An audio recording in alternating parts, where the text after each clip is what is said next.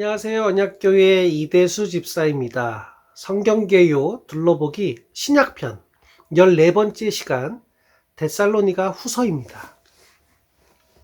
본 서신은 데살로니가 전서 이후 수개월 뒤에 기록된 서신으로 데살로니가 전서와 마찬가지로 그리스도의 재림과 종말에 대한 바른 신앙관을 가르칠 목적으로 기록된 교리서입니다.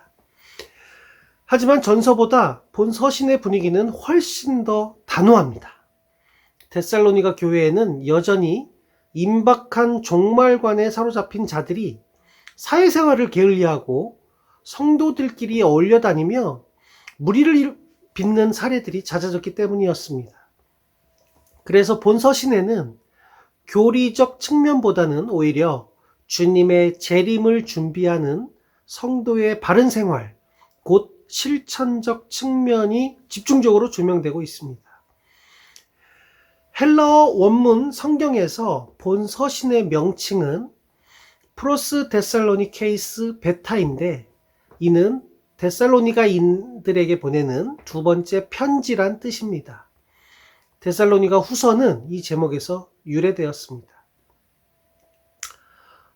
본 서신의 저자는 사도 바울인데 본 서신 1장 1절과 3장 17절에는 바울 자신이 친필로 기록했다는 언급이 있고 또 여러 곳에서 데살로니가 교인들을 향한 바울의 관심과 애정 표현들이 직접적으로 언급되어 있습니다.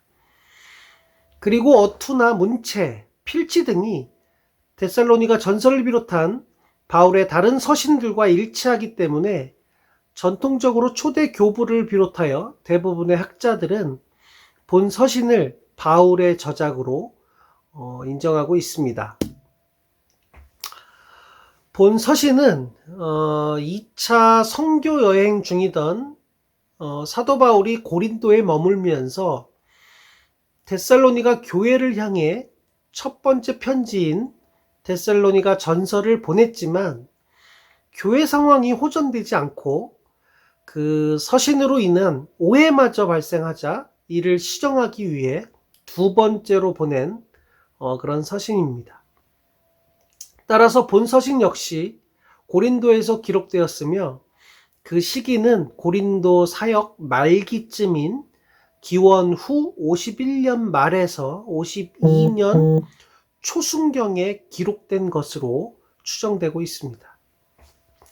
주요 배경과 무대가 되고 있는 데살로니가는 사도 바울이 2차 선교 여행 때 그리스 반도에서 빌립보 다음으로 설립한 유럽의 두 번째 교회가 있던 도시입니다.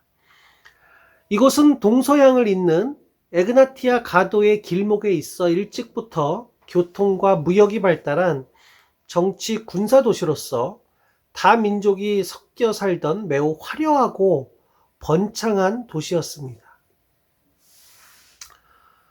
마지막으로 데살로니가 후서에 나타난 하나님의 섭리를 묵상해 보겠습니다. 데살로니가 전서는 여러 이유로 인한 그 교인들의 혼란을 주게 된 상황이었습니다. 데살로니가 전서 5장 3절 주의 재림이 갑작스럽게 이루어질 것이라는 말은 오히려 재림이 임박할 것이라는 오해를 주었고 또 거짓 교사들이 준동하여 자신들이 하나님으로부터 계시를 받았다느니 바울로부터 다른 편지를 받았다느니 하면서 그런 혼란을 부채질하였습니다. 그러다 보니 성도들은 일상생활을 포기하고 그저 기도로 재림을 준비한다는 미명하에 성도들끼리 어울려 다니며 불필요한 말들을 만들어 퍼뜨리고 자신들의 생활은 다른 사람들에게 의존하는 등 무질서하고 무책임하게 생활하는 그런 사람들이 속출하였습니다. 그러자 바울은 이전 서신에 비해 더 단호한 어조로 재림과 종말관을 가르치게 됩니다. 비록 재림의 때는 알 수 없지만 여러 징조들을 보면 재림의 때를 짐작할 수 있다고 하였고 그 징조 중에 하나로 바울은 2장 1절로 12절에서 거짓 교사와 이단들이 난무할 것이라 하였습니다. 마태복음 24장을 보면 예수께서도 십자가를 지시기 전에 이런 사실을 가르치셨습니다. 따라서 이러한 징조들이 나타날 때 성도는 깨어 경성해야 한다는 것입니다. 그리고 바울은 본 서신을 통해 종말 시대를 살아가는 성도의 바른 생활 자세를 가르칩니다. 무의도식하며 자기 생활에 소홀히 하고 남에게 피해를 주는 것은 성도로서 바람직하지 않다는 것입니다. 본서신의 3장 6절로 13절 말씀처럼 바르게 시간을 선용하고 건전한 방식으로 노동하여 자기 생활을 책임지는 것 역시 종말을 사는 성도에게 주어진 중요한 몫인 것입니다. 균형 잡힌 신앙생활은 이런 균형 잡힌 일상생활과의 조화를 통해 이루어진다는 것이 본서의 가르침 중에 하나입니다.